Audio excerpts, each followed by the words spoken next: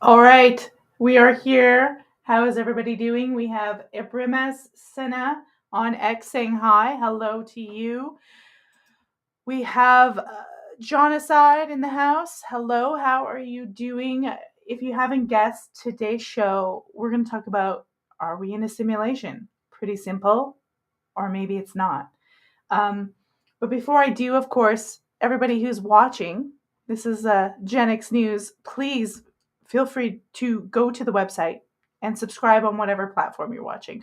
Right now, we are live on X, on Rumble, and on YouTube. So subscribe to whichever platform you prefer. Uh, we're slowly building up on Rumble. I think we have 305 followers. Just opened it not long ago, so it would be nice if there were thousands of followers, but we'll get there. We'll get there. Tomorrow morning, guys, I'm going to be doing a show early in the morning rather than late at night. I will be streaming the RFK. I will be streaming the RFK confirmation hearings that starts at 10 a.m. Eastern. So we're going to start at 9:30 a.m. Eastern.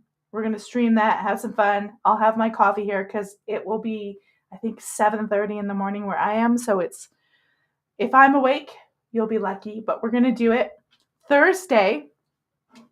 In my handy little ticker here. Really important show. I really hope all of you guys join Thursday night show. It's going to be fun. It could go an hour, it could go 2 hours. I'm not going to cap it, but Dr. Carlin joins us. She has a prolific YouTube channel. She's been around. She was active on PragerU. She did a lot of activism. She had written an article way back. I think it was when Trump first was in office. She was a Democrat and she had gone to a Trump rally thinking she was going to see all these Nazis there. And she wrote an article, basically saying that that's not what she found, that she found pretty normal human beings. And that sort of thrusted her into the limelight. But she's really moved on from being Republican or Democrat. She's not really in that mindset, and I think it's a good mindset to be in. And she is really focusing her skills. I think she's an organizational psychologist. She has her PhD, but she's doing a lot of journalism, and she's really focusing her skills on what Marxism really is. She's actually going into the groups, going undercover, watching the real meetings they have, the documentation, the audio clips. She really understands it. And I don't think that the right really understands who their opponent is. And I wanted to do this show because I've watched some of her videos on like queer theory and fat acceptance and queer fat Marxism. And it's crazy. And you guys know, if you don't know, I dated an Antifa guy and it was the most insane time ever. I didn't know he was Antifa when I met him, but crazy stuff. So we're going to have a talk about Marxism because everybody thinks it's like dead and it's not. They're still plotting, let me tell you. And as it gets more warm and summery, we'll start seeing some crazy stuff. So we're going to talk about that Thursday, 8 p.m. Eastern. Please join me then. Today, we're going to talk about simulation theory. I thought, I'm doing 2 political shows. Let's do something fun. Let's do something that's a little, I don't want to say wishy-washy because there's a lot of philosophy, there's a lot of theory, there's a lot of scientific stuff going on about simulation theory. So it's not just for science fiction. But I thought we would just sort of go into what this is all about. Let's throw this up in front of you. The simulation hypothesis proposes that we experience as the world is actually a simulated reality, such as a computer simulation. Just like I just had a clip before I came in of Legend of Zelda. That's my version of a simulation. Obviously, if we are in a simulation, it's much more sophisticated than that, but we'll get it. We're going to get into different types of simulations and characters and what it could be. We're going to listen to some David Icke as well. We're going to get spiritual. We're going to get scientific. And I want to hear your guys' comments. So in 2003, philosopher Nick Bostrom proposed the simulation argument, which suggests that if a civilization becomes capable of creating a conscious simulations, it could generate so many simulated beings that a randomly chosen conscious entity would almost certainly be in a simulation. The argument presents a trilemma. Either such simulations are not created due to technological limitations or self-destruction, or advanced civilizations choose not to create them, or we are almost certainly living in one. This assumes that consciousness is not uniquely tied to biological brains, but can arise from any system that implements the right computational structures and processes. The hypothesis is preceded by many earlier versions, and variations on the idea have also been featured in science fiction, like The Matrix. So that's how they describe it. I'm thinking there might be a simulation that we're actually creating with our computers, but that there's actually an organic simulation with our minds and our thoughts. I think there might be some different levels to this. Like there's an organic way that they can control our thoughts and we produce a bunch of events in the world. It doesn't mean there's not a solid structure to the world. It just means that we're making things happen by our thoughts, and that maybe all the computer and all the technology has been created as like a synthetic version of that. That could be as well. So we're going to go to screen sharing time. And remember, there's the website there. You can go there and subscribe. You got the live stream links, and the audio podcast is on there, and the whole new lovely website with all the latest stuff. You can click on the links and go check out some of the shows. There's a huge list of shows and an archive of shows. You guys will really enjoy that. But what I want to share with you now, I think we're gonna listen to Neil deGrasse Tyson, guys, because he's kind of sciencey. So let's see what he has to say. We'll start there, and then we'll end up in the spiritual. And I'm no professional at this, so I definitely want to hear what you guys have to say. So if you're in the comments, leave a comment. Do you believe we're in a simulation or not? We're going to go check out. There we go. We're going to share. Here we go. We might just be a simulation of something else. I wish I had a good argument against that, and I do not. Just start with a real universe. You say, I'm going to program a universe in your computer and give the life forms in there the belief that they have free will. Then those life forms create a universe within their computer, allowing their life forms to think they have free will. And it's computers all the way down. Now you close your eyes and throw a dart. Which of all of these universes are you most likely to hit? Because only one of them is real, and all the rest are simulations. Just the statistics of that tell us we are probably in a simulation. And further evidence for this is some brilliant alien in his parents' basement is programming us, and anytime tranquility descends upon the earth, something comes in to ruin the whole thing. And I think they program that in just to keep them entertained. They'll throw in Brexit. They'll throw in wars. Just weird stuff just so that they can watch and be entertained while they eat popcorn. I was told once that anytime peace does break out, it's because they were called for dinner from their parents. Do you think that we... That's funny. Anytime peace breaks out is because they were called for dinner. We're like the soap opera for aliens. They're simulation soap opera. That is an interesting take on it.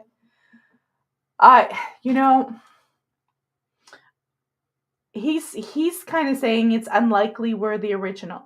That there's going to be so many simulations. How likely is it that we're the original simulation? That we're the original thing that started the simulation? I don't know. It's such a vast universe. And I don't even know if we have a concept of what the universe really is and how it operates and how things work to even understand what that means. I think it might be out of our scope. And since computers are a recent creation, we're referencing computers a lot.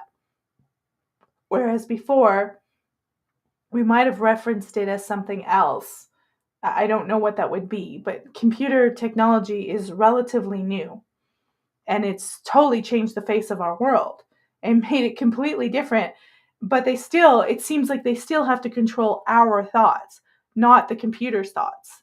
Control our thoughts so we interact with the computer. Will that change? Will computers become more conscious than us? That's a wild guess, guys. Wild guess. So this one's really interesting, and I really wanted to talk about this idea that there's different kinds. That there is, you will hear us talk about the NPC, and then there's like the role player, who's an NPC, who's unconscious, and most of us like to think we're not NPCs. Maybe we are, maybe we're not. But this is a really No, I don't. Is that the NPC one? No, no. I'm trying to find the NPC one. And 2, 3. Let's see here. There it is. There's the NPC one. I almost played the wrong one. So this guy's going to talk about the two versions that he thinks are happening of a simulation. Of simulation theory. And, I teach a class on this at Arizona State University. It's probably the first college level class about simulation theory, and it kind of pulls in science fiction, religion, philosophy, and technology. But one of the key distinctions I tell my students to make, because it's not talked about a lot with simulation theory, is what I call the NPC versus the RPG versions of simulation theory. Okay. Right. So NPC, as you probably know, means non-player characters within video games. So those are the AIs in the video game. The bartenders, the people you're beating up, the opponents, all of that stuff. But basically, they're just code and they're AI. Then there's the RPG version, which is that we are actually doing a role-playing game. Right. So you exist outside the game, and then you have a character or avatar inside the game. So it's just like what we would consider an MMORPG today, right? Except with more sophisticated technology. And so in that case, you get a little bit of a different answer than if you talk about an NPC only type of simulation, right? Because that's just running on a computer and we're all AI in that case. Now the two aren't mutually exclusive, right? In a video game like Fortnite or whatever, World of Warcraft, you have NPCs and you have PCs or player characters, right? So you've got both of those things going on. And so depending on how you look at it, you might come to different answers about who's outside the simulation, which would answer the question of who made the simulation, right? And there's two versions. Okay, so that's really interesting. I remember when I was young, I was a really big Red Dwarf fan. You may or may not believe it, because I'm not really like a sci-fi person, but I love the show, the English comedies show Red Dwarf. I used to watch marathons of it on the PBS network all the time. And there was one show where they wake up and they realize this whole experience that they had with each other in the Red Dwarf was a simulation. They were actually in a machine that was a video game, and they had been playing this game, and it wasn't really them. And they wake up and they realize that they are not really these characters. They're like losers in real life, and they're sitting in this video game. This is like in the 90s that they did this, and it was really good. And everything was so chaotic and crazy. And at the end, they were just going to shoot themselves and kill themselves. And then they heard Holly's voice say, "Wake up, wake up, wake up." And it turns out that they had gone through something. They were actually really were in Red Dwarf, and they had gone through some cloud that fucked up their minds to make them have a hallucination that they were at a place where they were in the video game, and it wasn't fake at all. It was actually real. So it's like they had the reality that drugged them and tricked them to think that that wasn't reality, that they were in a video game, and then they were able to realize that was reality. It was like this really interesting script and kind of insightful. And so I find it interesting that there's all these different players, because if you're an NPC, you're programmed, right? You're just moving to something. You're never questioning anything. You're just moving and doing things because that's how it's always been. And I think there's a lot of people that might fit that description. If you're somebody who's like questioning things, like you're almost in a weird, strange Truman Show, and you're like, something's not right here. It's really weird. Like here we got a comment from Jonacide. He says, "I hit too many red lights for someone not to be fucking with me." Like, these things. One time when I was young, I had some strange experience in a town. But one time I was driving in Comox, where I used to live in Canada, and I was going downtown, and it's a really scenic, beautiful downtown, and there's this green metal bridge that goes over the river, and I was coming up towards to go over this bridge to go over the river. I think I was picking my son up or something, because he lived over on the other side of the river with his dad, and I was bringing him to my house. And as I was going down there, all the scene outside my car window started to pixelate and almost like fall apart. It was really weird, but I knew that it wasn't my eyesight. I was like, what is my eye? Because I could still see the car as solid. It was the most bizarre thing. And it happened for a split second. And then it went just back to normal. It's really hard for me to explain what it looked like because it shocked me. And I've never had it happen before that. And I've never had it happen again. And I was like, okay, that wasn't my vision because I could still see my car in my rearview mirror as solid. It was strange. And I don't know how to explain it. So there is something with reality. Jonaside thinks you are an NPC to some. Well, that's interesting. I always say to my husband, am I an NPC? Like, am I think we're programmed to a certain amount, like even from our childhood, but I think there's bad programming and good programming. Good programming would be, eating healthy food, going to sleep at the right time, brushing your teeth, bathing, things that help you, as a person, learning to read and write, not brainwashing stuff. I think there's good program. And then I think there's really bad programming that could probably turn you into some kind of brainless, emotionless, like non-thinking monster that doesn't question anything. So I think there's different types of programming going on. And we'll talk about that, like some Pavlovian classical conditioning stuff in a little bit, but that's a big factor about how we're conditioned, and nobody is not influenced by something. Since you're little, you're always being programmed, and the initial program is usually by your parents, and the initial program is eating. Teaching your baby to eat properly and to sleep and nap at certain times and to self-soothe and to cuddle and attach to you. And there's all sorts of a very emotional programming that happens with children right from the get-go. So it's interesting that I see some people as NPCs. Maybe they see me as an NPC. I don't know. Maybe they do. All right. So we're going to change this video here, because I'm so glad, you guys, that TikTok wasn't bad. Do you know how much TikTok I use for some of these conspiracy theories? It is phenomenal how much TikTok I go through. Which one is this? This one's good. This is what we have to get in. We have to get into the sort of strange experiences of people. We'll get into this. We'll talk about, I've got a really long David Icke. We'll get into propaganda control and why, what, if this is a simulation and we're in a simulation in this planet right now, what really is the purpose of it? Now this clip, he's talking about a town in Utah, and I live in Utah, and I always joke to my husband, I'm like, I think Utah is a simulation. It feels kind of weird here. I feel like I'm in Stepford Wives, but it's Stepford Mormon. Sometimes I feel like I'm in a simulated world.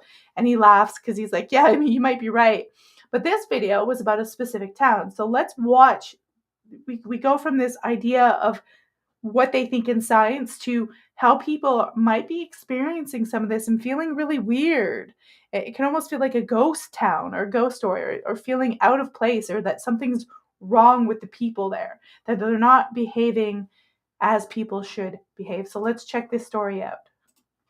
Talk to where he went to Bluff City, Utah. He's like, I don't believe in this whole simulation, but what I experienced there had me question if we're in a simulation. He said, every place I went, we were at this hotel, and then we went to a grocery store and then a restaurant. People were weird acting. They were like not expecting someone to come in. So he went to the hotel clerk and he said, hey, can we get some towels for our room? She's like, oh, actually, I don't know where they're at. This is my first day on the job. What? And then he went to the store. Something wasn't working. Weird. And she's like, I'm so sorry. This is my first day on the job. Weird. And then he went to a restaurant and the card wasn't working. And she's like, I don't actually know how to work this machine. This is my first day on the job. You're like a Truman Then Show. another guy who duetted it, he stopped in Bluff City and he saw this hitchhiker girl walking on the side of the road. He said 30 miles down, the same girl Stop it was right walking. now. I think I saw something similar to that, but like it always reminds me of the Truman Show. There's got to be a civilization or a community that's pulled that off or done that in the past. No matter how terrible it is, something's happened. North Korea. Like that. I saw this dude give a story on So the TikTok where strange he went town to Bluff in City, Utah. Utah. He's like, I don't pause believe this here. The strange town in Utah. I've never been to Bluff City. It's quite a ways away from where we are, so I can't tell you from experience. But I have actually been to towns when I was younger, there was this town in Alberta where I was living. We went to go to this museum. It was called Drumheller. It's a town of Drumheller, and it had a dinosaur museum. And my mom was taking us because we were going to see the dinosaur. And on the way there, she stopped to do an oil change on her little car. It's like a Pinto car. It's the 80s. I'm dating myself here. And so she got the oil change. We went along our way. We got to do the dinosaur museum. And it's a whole area where there's like archaeological digs and pits of, them trying to discover new things and all that stuff. So we went and seen these dinosaurs, and we started to come back home, and we started to have mechanical troubles. And the car got stuck, and we got stuck in this town called Bicycle. It's a real town, but it was weird. It was bizarre. The people were bizarre. Everything was bizarre. And what had happened was, when we got the oil change, the guy who gave the oil change forgot to put the cap back on the oil, and we had oil everywhere. And so we had a relative come and help us out. But me and my friend, who I'm still friends with to this day on Facebook, we were walking around the town, and the people were just weird. It felt like we were in the Twilight Zone. And it was like this creepy, the sun was like the sun was setting and the moon was up, and it was like blood red. And we were younger, so we were a little more hysterical, but it felt spooky. It felt weird. Bicycle, for all I could know, could be a great town. Everyone could be awesome and totally normal. Maybe it was just a situation, but we at the time felt like we were in some kind of weird, moody town. I don't know if any of you out there have been in some weird scenario where everybody in the town just felt wrong, or that you had slipped into like a time lapse, weird time zone that didn't exist in reality, and you experienced it totally different. And another comment here. Oh, that's a great question. Could be an ancestors simulator. Could be a game of sort. It could be an ancestors simulator. Do we know? Like, I know my mother and my grandmother, but I've never met. I see pictures of my great grandmother. I know those people, but I've never actually met them. Could they be real? I don't know. You guys, is there an ancestor that I don't know. I don't know exactly what you mean on that. An ancestor simulator that simulates our ancestors. We're just little, or like you see people talk about the Matrix and time glitches and things changing. We could be in a simulation. We're walking along, we're doing stuff, and then suddenly somebody who's controlling the simulation, reprograms something or changes something, and it changes. Everybody's like, yeah, no, that's what it's always been. And you're like, no, I'm serious to God. When I was a kid, this was like this. It wasn't this. Look, I have some proof. And because they've rewritten the code or redesigned something or shifted something in the simulation, it's kind of like gaslighting. It's like how they remove stuff from the internet and try to change the information. It feels like gaslighting, but it might just be someone going, we're going to upgrade this game. We're going to get the bugs out or something. We don't like how that was done. Some of the glitches that they're calling a glitch in the Matrix are a little silly, though. I don't know why. Maybe it's just an artistic goal. We got Jerry in the house. Jerry says, there's an interesting Doctor Who episode that's similar to the dead people AI idea. Oh, is that a recent one, or is that like a classic Doctor Who? I wonder what doctor that was, because that's interesting. Dead people AI idea. I honestly think a lot of these TV shows from the past, these sci-fi shows, have inspired a lot of the tech bros today. They're kind of geeky about it, and I think they're like projecting, this stuff has been written. It's out there, it's in the zeitgeist, and then you get them saying, well, I want to make the world that. And they literally project it out and start making the world that show that just existed as somebody's mind in a script at one time. There's that kind of effect. Oh, it's Capaldi, so it was recent. Capaldi, yeah. It was a recent one. Okay.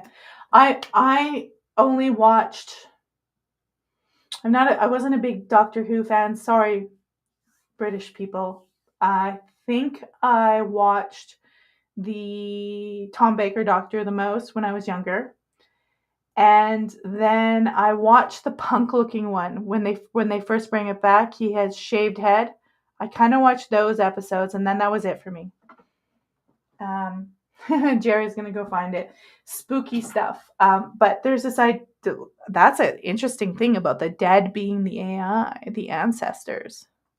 Spooky. Okay.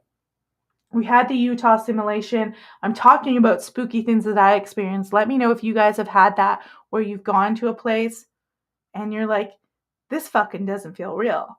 Like that, or something's changed, or I swear to God, this was this way and it switched, or I put that over there. You live by yourself, or no one's been in your house and it's just switched. Is it a ghost, or are you in a simulation and things are switching around? Is that what ghosts are? Weird, strange stuff that you can't explain in the simulation, or old faded code, or a glitch that's happening, or your ancestors, glitching in and out. That who knows? Old energy hanging around. It's interesting though that we see things as like a computer game now, whereas I don't think we would have 100 years. I think we would have explained it different. So I think our minds are being influenced by technology, and maybe we're almost projecting that out. Whereas before we would be talking, it's a ghost, it's a munchkin, it's a fairy, it's a leprechaun, or whatever. You know what I mean? We would have been a little more organic, and we're very techy now. It's really influencing our creation of text, is influencing how we're actually seeing the world in video games. We're thinking, well, what if we are? To me, I don't look like, a digital game, but maybe it's very sophisticated. Maybe we have some very sophisticated reptilian overlords. And speaking of reptilian overlords, I've got a really long David Icke clip, but let's go with the short one because he really talks about simulation. David Icke's he doesn't go with the spiritual stuff. He does go with the spiritual stuff. He doesn't really go with the science stuff. He might use it, but he gets into a very new age spiritual realm. And, he predicts a lot of this Hegelian sort of dialect, problem, reaction, solution stuff. But he also talks a lot in his books of how we create our world, and how the powers that be control our minds and how we see that, so we help them make the world they want, which isn't always in our best benefit. So let's check out this video. I've got it in my system. I'm going to disappear for a little bit. Let's see what David Icke says. People that believe that death doesn't mean the end, you're not just a body and you die and then you disappear. They talk about soul. Religions talk about soul. But soul is that level of consciousness that is recycled through the reincarnation cycle. For me, what we are, and I'll use this term, we are spirit. And I'll use the definition of spirit to me is that which is aware that it is all that is, has been, and ever can be. It is not the body, that's an experience. It's not even soul, that's an experience. It is spirit that is connected to all other spirit. At that level of awareness, you know that you are a point of attention within all that is, has been, and ever can be. That level of awareness, that level of self-identity means that you are vibrating at such a level that this simulation can't hold you. All the pressure, all the encouragement when you're living a life in this reality alone is to think small, to identify with the body and the labels of the human life, which are limitation. I can't, it's not possible. I'm just little me, what power do I have? And in doing so, you hold people in the simulation. On and on and on and on. And you break it by realizing the true nature of who we are. We're not the body. We're not even the soul. We're not even the mind. Ultimately, we are the spirit, all that is, has been, and ever can be, currently having a human experience.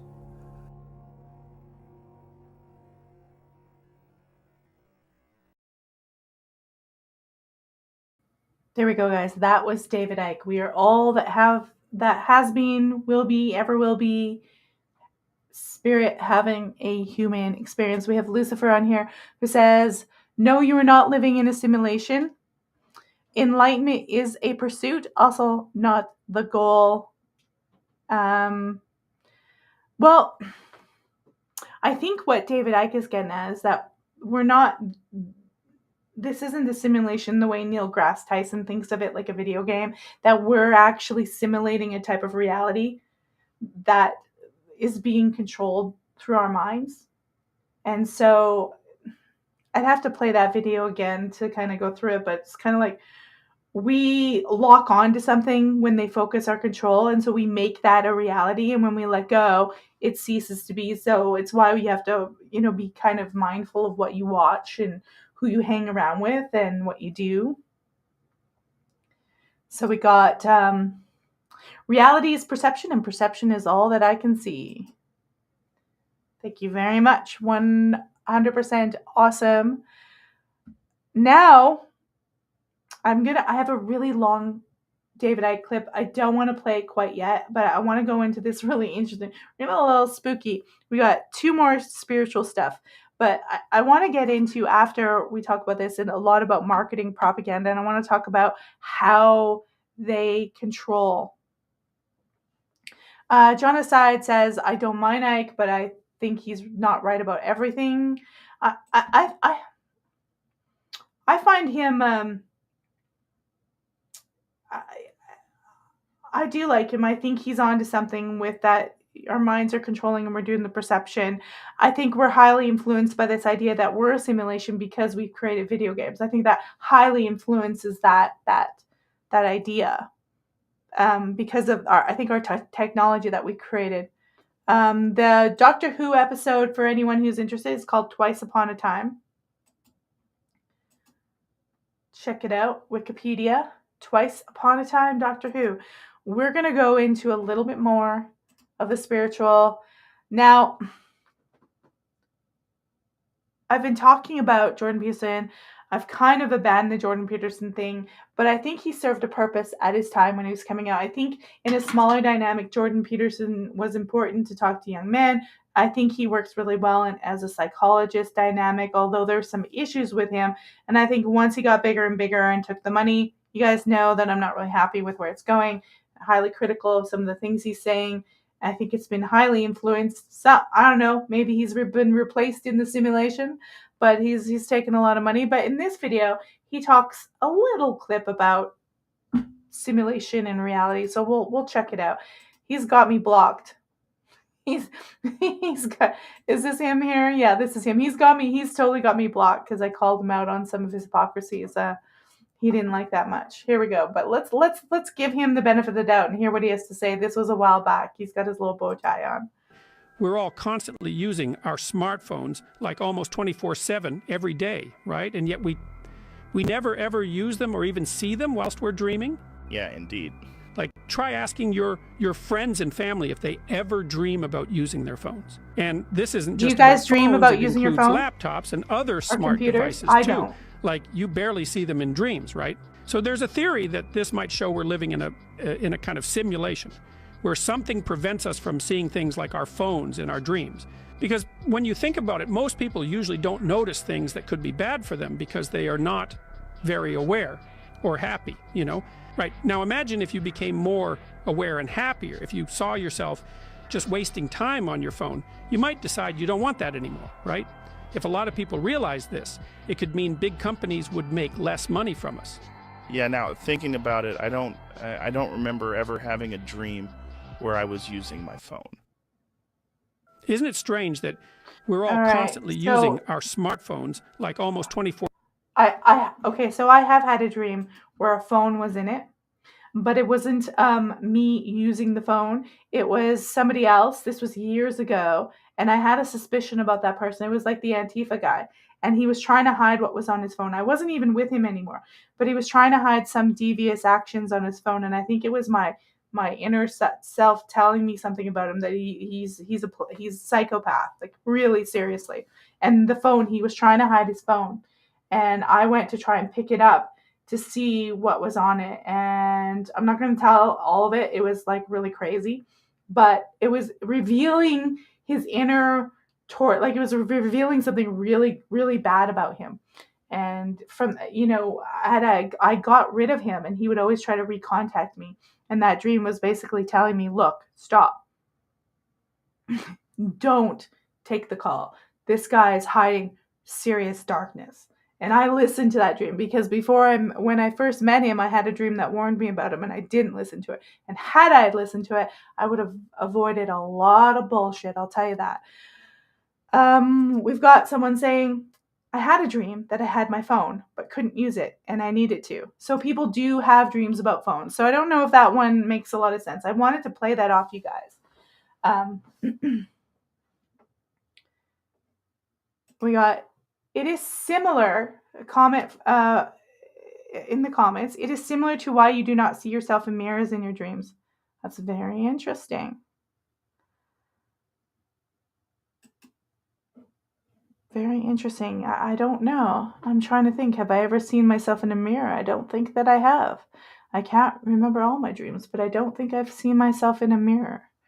That's very fascinating. We're going to have to explore that a little bit more. If you have any more insights, go right ahead. That's fascinating. But we don't see ourselves in mirrors in our dreams, and we really don't. But then again, it's the question of what is the dream? What are we doing dreaming? If this is a simulation, what's happening in the dream? Are we downloading things somewhere from the simulation? Like what is the purpose of the dream? What is the purpose of the simulation? That's my big question. Like, why? Okay, so we got another one. This is going into the fact that where we live, if it's a simulation, that it's a prison. So we're getting a little darker where it's prison planet. David Icke has written books on prison planet, and there might be a thing that we are literally in some cycle where we're imprisoned and trapped by our thoughts, and we can't kind of escape it. And then I've got a David Icke video, a long one, so you guys can sit back and relax after this, that kind of goes into something similar. Here we go. The prison and how to escape. The ancient Gnostics believed that our world is a prison created by archons, cosmic rulers who enslave us by trapping fragments of divine light or souls within body in a cycle of reincarnation. According to the Gnostics, our only escape is through gnosis, realizing we're divine so we can transcend this material trap. Simulation theory claims that we're living in a simulated universe created by higher intelligences. Quantum mechanics is often cited as evidence for this, showing that particles can communicate instantly, which suggests that a code underlies our reality. According to simulation theory, our escape lies in finding glitches, hacking the code, or communicating with the simulators. In the 12th century, the Cathars believed that the creator of the world was Satan, trapping angelic souls in material bodies. According to them, we're fallen angels tricked into living in this dark prison. Their escape plan was to reject the material world completely and remember our angelic origins to break free. While some say that Earth is a prison, others say it's actually a school where we learn and grow. What do you think? 3 theories that say Earth is a prison and how to escape. The ancient Gnostics believed that our world is a prison created by archons, cosmic rulers. What do you think? Prison planet.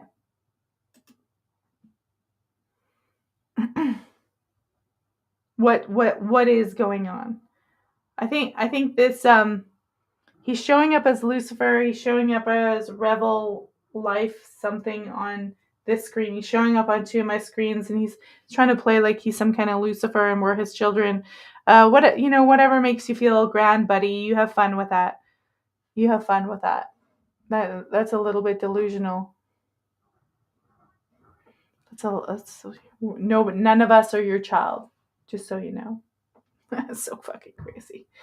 All right, so we had that video. They're talking about Earth as a prison, archons, all of these sort of ancient Gnostic beliefs, and how they believed that the world was laid up. Is it really different? Is this idea of the tech, or are we just seeing it? Are we just seeing it because we have the tech? But are the tech... So we gotta stop that guy's shit from coming in restream, because he's just babbling on that he's calling himself Lucifer, saying we're all his children. So when shit like that's happened, you gotta block him out. Just ridiculous. Anyways, so we've got this guy who's basically, sorry, that just was like really bizarre. It's like he's still on this screen babbling on. Babble, babble, babble, babble. Should learn to keep your mouth shut. Well, we got a psychopath. You're the psychopath. Actually, we're going to go right in here. Live. Let's go right in here. And, it was in the thing. We'll see if we can find him. We just blocked him. They'll come up. We'll just block them. So their profile says Lucifer, the first letter L and the first number 7 together form a triangle, and 473 followers. Just some guy who's fucking probably a sociopath. We just block him. There we go. Let's block the psycho. Yeah, they start off nice. This is like a demon. They start off nice, then they start saying creepy shit. That's when we block those motherfuckers. Because they're like I said, they get you right off your track. See what happens? They get you right off your track. They actually, individuals can implement their thoughts and their feelings in your mind and affect how you see the world. That's why you got to block them. So like I was saying about this video, and we might want to rewatch it again to get back on track, but the planet being a prison. To enslave us by trapping fragments of divine light or souls within bodies in a cycle of reincarnation. According to the Gnostics, our only escape is through gnosis, realizing we're divine so we can transcend this material trap. Simulation theory claims that we're living in a simulated universe created by higher intelligences. Quantum mechanics is often cited as evidence for this, showing that particles can communicate instantly, which suggests that a code underlies our reality. According to simulation theory, our escape lies in finding glitches, hacking the code, or communicating with the simulators. In the 12th century, the Cathars believed that the creator of the world was Satan, trapping angelic souls in material bodies. According to them, we're fallen angels tricked into living in this dark prison. Their escape plan was to reject the material world completely and remember our angelic origins to break free. While some say that Earth is a prison, others say it's actually a school where we learn and grow. What do you think? Okay, so what do you think? We have some people saying it's a school. School before prison. Oh, the dude was an NPC. Yeah, he probably was. You know, when you got someone on here coming on, like they have all these answers and this is what it is, and you are all my children. The dude's just getting shit and giggles. He's just getting off on trying to project his little psychopathy onto people. So a school before prison. So then what's the prison? I think it depends. I think it depends on your awareness. It could be a prison here. This could be a simulation that's a prison. But once you become aware of certain things, you're like, oh, I can learn on this. Maybe you're supposed to absorb things and report back. Like, this is what's happening. This is what's happening. You're reporting to source. Sometimes I feel like I'm like a divine source journalist, you know, and I'm just sort of going, okay, I think they're doing this, and I think this person's doing this, and I think that's happening over here. You should be aware. We should be aware of this, but not too aware because it's kind of crazy. I think we're sort of here having experience and reporting back. That's how I always saw it. I know that might sound crazy. But then again, I come back to like, what's the purpose? If this is a simulation, whether you think you're a fallen angel or you're learning something or you're to be conscious or it's a computer game, what's the whole purpose?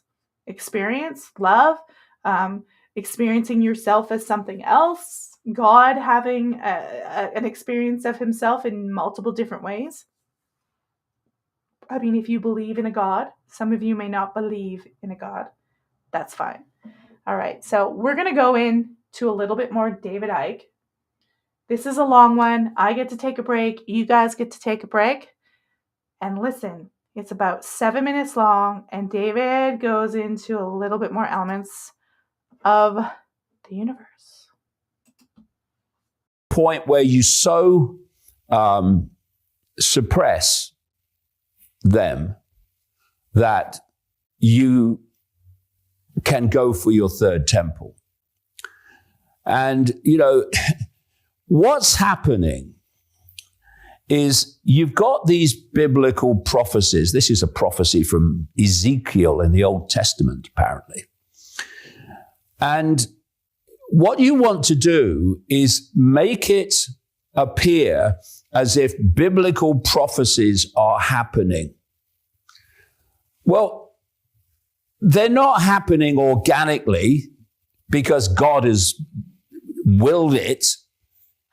They're happening because they're being made to happen.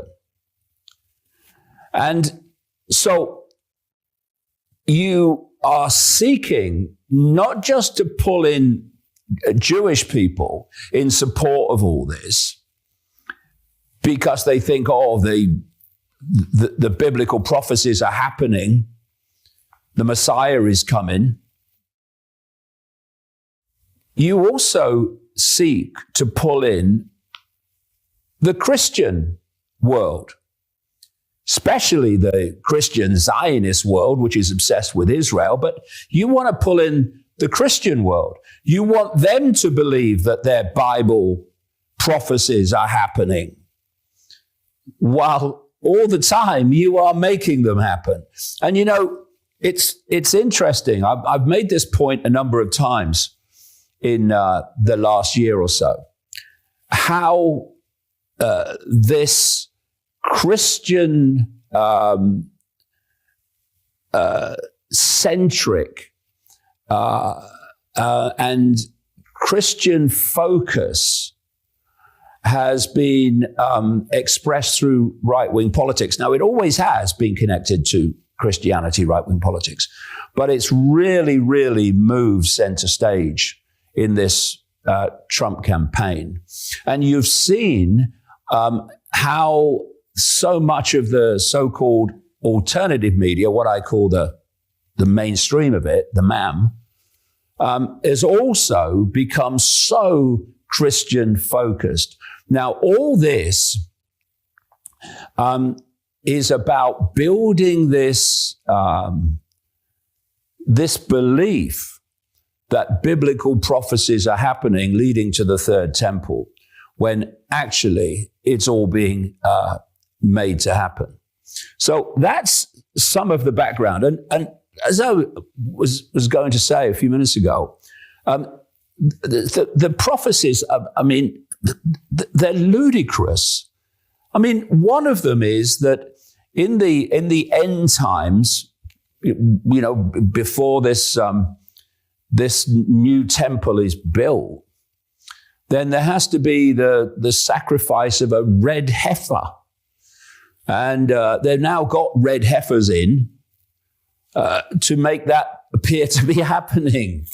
And so you can start to see the real significance of why this Trump administration is so utterly obsessed with Israel. And so here's a list of picks that Trump has made, just some of them. First of all, he picked his running mate, his vice president, J.D. Vance, an associate of a very significant guy called Peter Thiel, an AI tech billionaire and supplier of surveillance and data processing technology to the Pentagon and the intelligence community through a company called Palantir.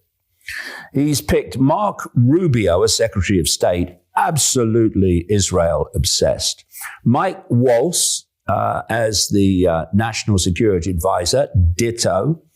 And Stephen Miller, Deputy Chief of Staff with responsibility for policy.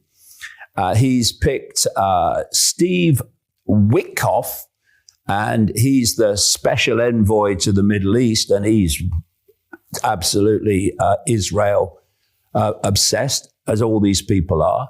Mike Huckabee, I'm going to come to him shortly. He's the pick for the U.S. ambassador to Israel. Pete Hegseth, now he's the defense secretary named by Trump, and he's a contributor on Fox News, but You look at the videos that he's made about Israel and the biblical story of Israel. He's absolutely on board with all of this as well.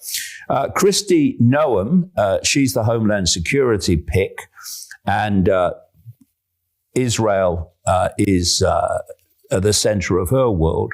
John Ratcliffe, director of the CIA, the same. The ambassador to the United Nations, which will be, of course, arguing the case for Israel. That's Elise Stefanik.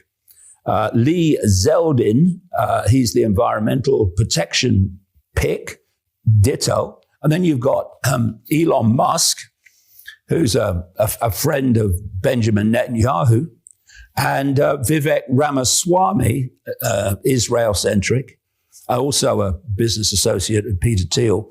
And it's Musk and Ramaswamy who are being given the job of cutting government waste and regulation and all of that side of it, getting rid of lots of jobs within government. And I'll come to that as we go along, because that is a great benefit to Elon Musk. Then you've got an ultra-Zionist in Howard Lutnick. He's running Trump's transition team and helping with or even more than helping, actually deciding and advising on the picks that Trump makes. And he's also been named as Commerce Secretary in the new administration. And let's come to Mike Huckabee then. He's the Trump selection for the ambassador to Israel. And he is a Baptist minister, apparently, and completely obsessed with the Bible and the biblical stories and the biblical prophecies, with enormous implications now that he's ambassador for the Trump administration direction. And he is so obsessed with Israel. Okay, there we go. We're going to end that one. But you can see the narratives. I wanted to show you a lot of the spiritual stuff and the scientific stuff, and then kind of like let you see what David Icke is talking about and how we're being manipulated into some kind of weird prophecy narrative. Is this part of the simulation? Is this part of the program that we're experiencing? Or, is there people who sit there and they know that our brain creates a certain simulation and certain reality, and we have to be manipulated to go along with? And are they creating all these, is this reason why you can even have a prophecy in the first place? Is because these power beings, or whatever you want to call them, they know how to manipulate our minds. They know how to affect us and get us emotional and get us enraged or to get us angry. And they've been doing this for hundreds of years. They've got this narrative. They can write prophecy because they fulfill prophecy, a self-fulfilling prophecy. They literally make it happen and fulfill it. And we're kind of at this timeline right now where we've got a lot of people. Donald Trump is fulfilling a lot of things that people like deporting criminal, illegal immigrants. I will tell you, though, Bill Clinton actually deported, not imported, deported. Bill Clinton deported, 3 million? Trump's got a lot of catching up to do. And they only want to do 1.5 million after years and years of probably over 10 million illegal immigrants coming into this country and changing the landscape. And by changing the landscape and bringing people in that think differently than Native Americans, you change what happens. You have all these minds and NPC brains that are manifesting stuff and change the landscape of the country.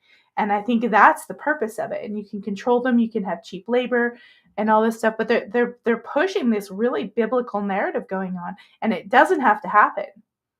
They're making it happen. It's part of some kind of weird, it's part of some kind of really bizarre program.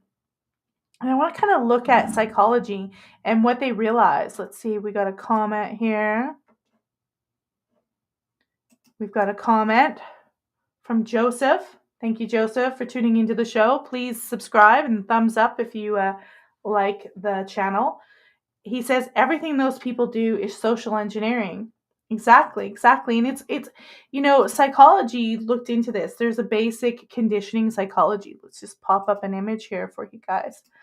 And we've got conditioning, Pavlov's dog experiment. If you are a first-year psychology student, you're going to learn this stuff.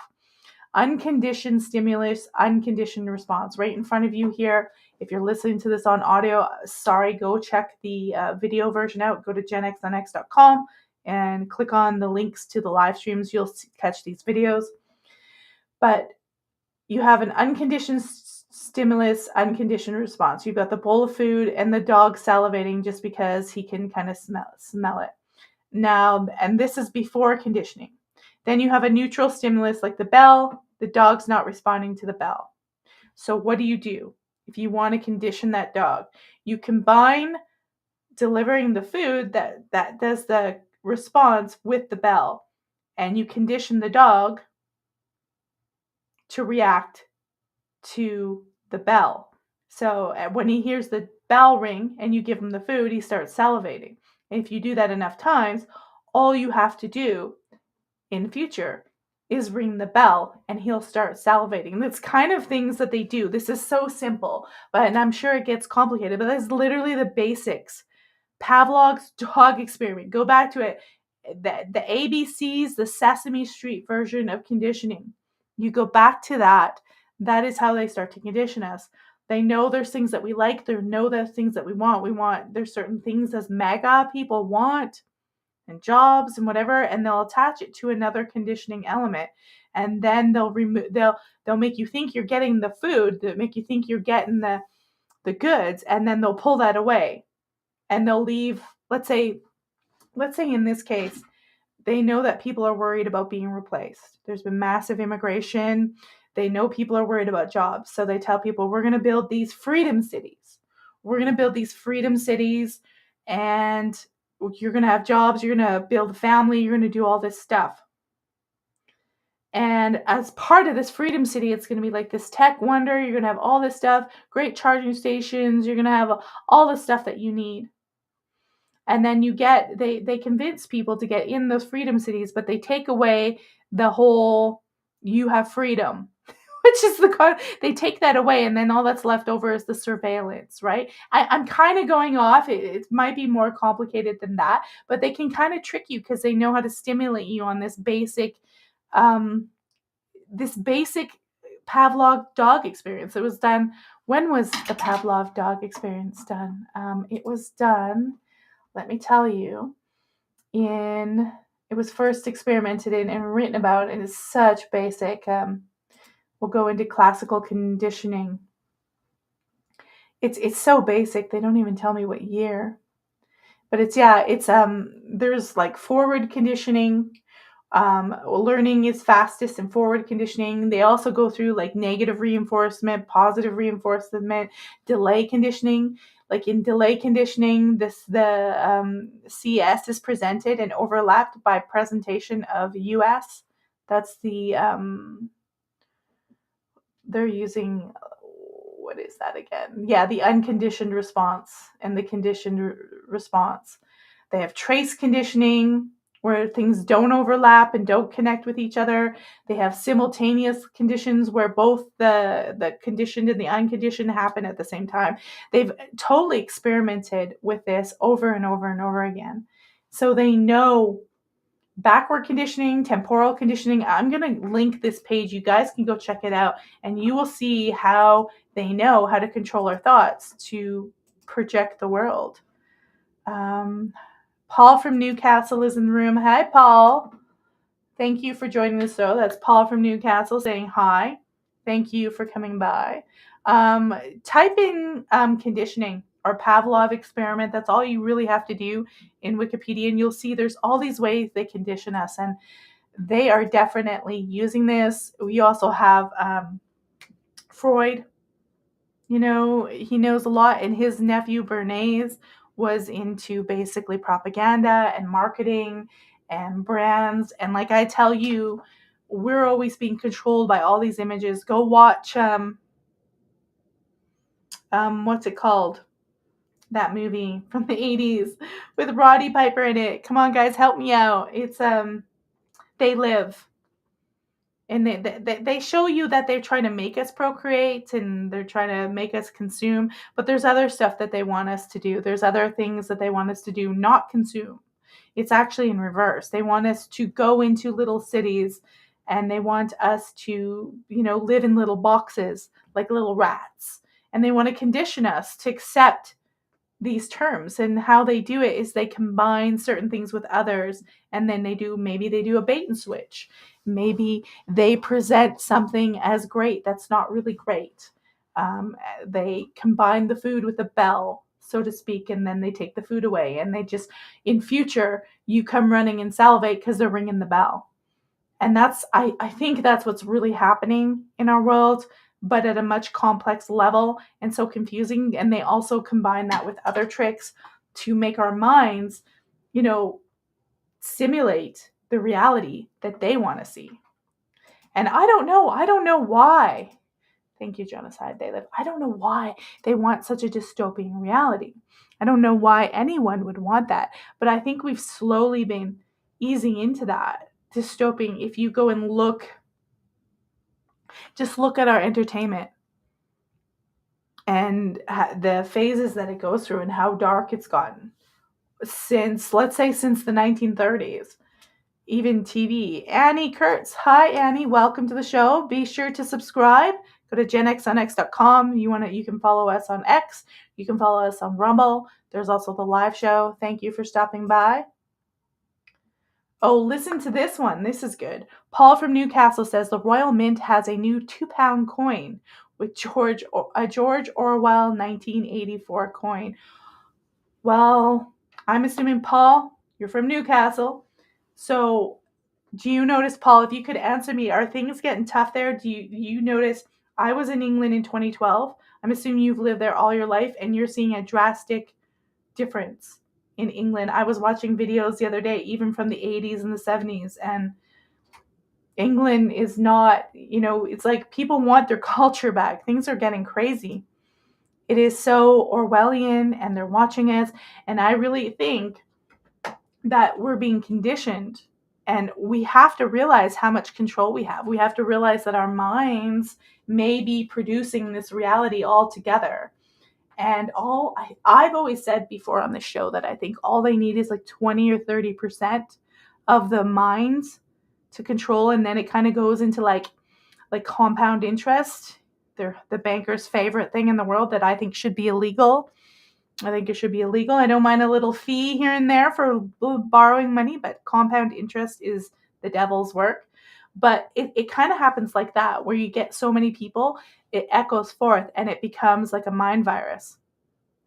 And so that's how they get you. They have to have sort of that number. I think we're going to see strange things in the next 10 years, but at all of it, we have to realize that our minds are really powerful. I'm going to play that David Icke video where he tells you you're not a little nothing. Your mind's not a little insignificant anything. And they want you to believe that one too. That Donald Trump's your hero. And Donald Trump may do some great things. I'm seeing some things I do like. But your mind is actually really powerful, way beyond anyone's. And obviously Donald Trump, I think he understands this stuff really, really well. Like he understands a lot more than we think he does. But our minds are pretty powerful. If our minds weren't powerful, they wouldn't want to control the narrative on TV. And I will tell you, I believe that Project Mockingbird is not just on the TV and NBC and CNN and all that stuff now. I believe they've infiltrated podcasts. I believe there's a lot of podcasts out there that we think are independent journalists that are actually Project Mockingbird. Watch out for them. I think they're there. It's not mine because I ain't getting any money and no CIA project this. I don't have a massive audience like some of these people do. You get these guys like, what's his name? That Russian guy. He's Jewish. Russian. Oh, come on. He's got this monotone voice. Like it just drives me crazy. What's his name? Somebody will help me out. he's just showed up out of nowhere and he's got like all these views. There's also a lot of people like Sean Ryan. I'm a little suspicious because now all these podcasters that coming out, they're like, I was a former CIA agent. I was this. I think they watch our narratives and watch what we're suspicious of, and they create these shows to fulfill that so they can insert information. And I think they're doing Project Mockingbird, guys, on a lot of podcasts. So you got to be careful. I think that they're infiltrating. They're infiltrating Mega. They're infiltrating podcasts. And this isn't me being paranoid. This is just an analysis that I've had, total analysis that I've had, that Project Mockingbird does not just end on the TV. It's in podcast form. I've heard that Joe Rogan might even be in with the CIA. I don't know. That's alleged. I don't want to get sued, for goodness sakes. That's alleged. But maybe he is, maybe he's not. But our minds are powerful. I'm going to play that. I want to play that David Icke video because I want to remind you guys that our minds actually are so powerful. I think a lot of phenomena comes from that. I think a lot of things happen that we don't even realize, that we're not even aware of about ourselves. Annie Kurt says it. They're pop-up narratives. Exactly. I'm noticing this. Oh, I used to work for the CIA happening a lot, popping up, and I'm like, okay, sure, okay, bro. And their narratives, that something just feels wrong. Something just tells me. Here's that David Icke video again, because I want to remind you about what your mind are, who you truly are, and how this system is programming you to trick you out of that. I don't think that means you're better than anyone else, or you're supposed to be cruel or mean. It just is telling you how powerful your mind is on creating reality, and how, if this is some kind of simulation, you have to realize that you actually have more control than you think. You don't have to be an NPC. You don't have to just be playing along. You can test this out and go, okay, what can I do? You can, look at your current life and your relationships and everything else that's going on and saying, is this working? What's going on? I've been walking through life, on auto mode. I have some control. I don't have to do that, but check it out. People that believe that death doesn't mean the end. You're not just a body and you die and then you disappear. They talk about soul. Religions talk about soul. But soul is that level of consciousness that is recycled through the reincarnation cycle. For me, what we are, and I'll use this term, we are spirit. And I'll use the definition of spirit to me is that which is aware that it is all that is, has been, and ever can be. It is not the body, that's an experience. It's not even soul, that's an experience. It is spirit that is connected to all other spirit. At that level of awareness, you know that you are a point of attention within all that is, has been, and ever can be. That level of awareness, that level of self-identity, means that you are vibrating at such a level that this simulation can't hold you. All the pressure, all the encouragement when you're living a life in this reality alone is to think small, to identify with the body and the labels of the human life, which are limitation. I can't, it's not possible. I'm just little me, what power do I have? And in doing so, you hold people in the simulation. On and on and on and on. And you break it by realizing the true nature of who we are. We're not the body. We're not even the soul. We're not even the mind, ultimately. We are the spirit. All that is, has been, and ever can be, currently having a human experience.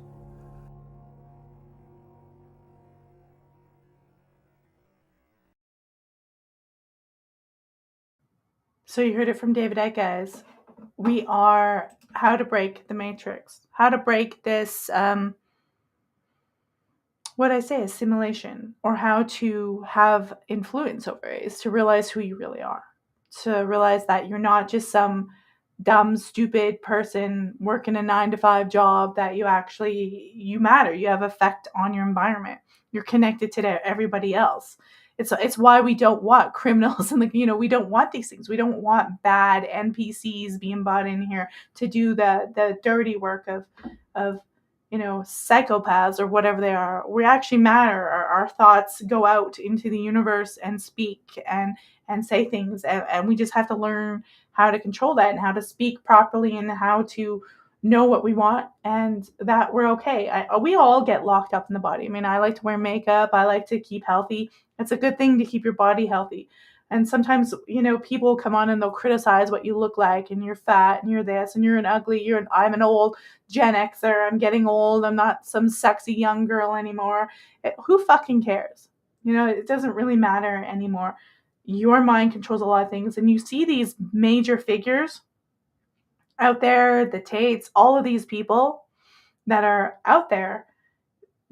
I think they know how to manipulate and control, but they a lot of times do it by fear and intimidation. And there's a better way that you can do it. And David Icke's like, you just realize what you really are. And that doesn't mean you're better or you have to hurt other people or you have to be cruel. It does mean, you always have to have boundaries. You always have to take care of yourself.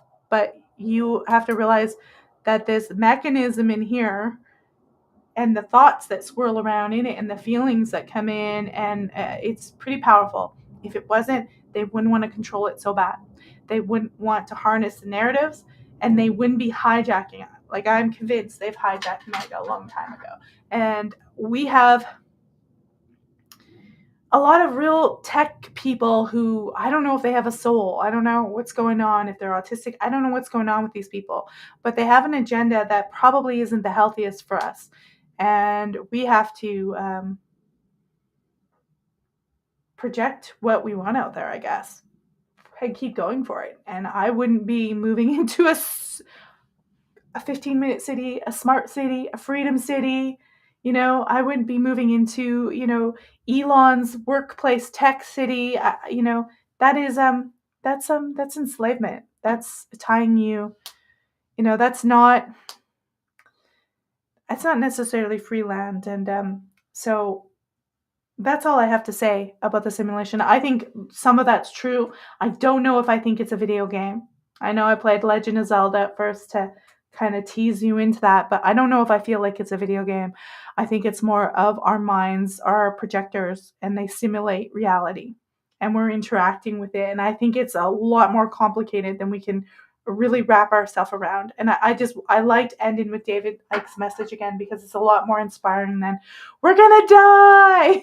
You know what I mean? Yeah, I did want to leave on that message, but you have to be aware of the baddies, but you have to also be aware of who you really are. You're everything that has been, is, and will be. Have an experience in a human body. So there we go. Thank you, David Icke, for spelling that out for us. Now,